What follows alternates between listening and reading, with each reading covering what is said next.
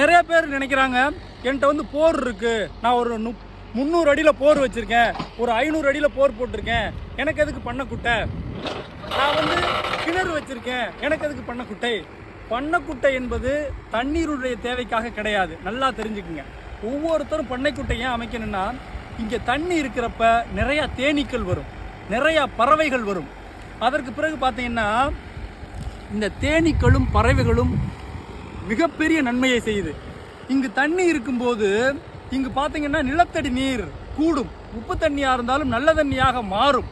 இப்படி பண்ணக்குட்டை தண்ணீருக்காக கிடையாது, உயிரினங்களுக்காக.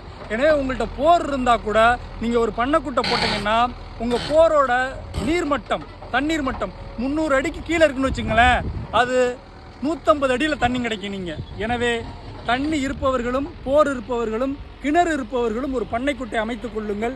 அதனுடைய அவசியம் இன்னும் நிறையா இருக்குது, ஒரு ஷார்ட்ஸில் சொல்ல முடியாது. முழு காணொலியை உங்களுக்கு விரைவில் போடுறேன். நன்றி. அன்புடன் உங்கள் இயற்கையாளன் தவம்.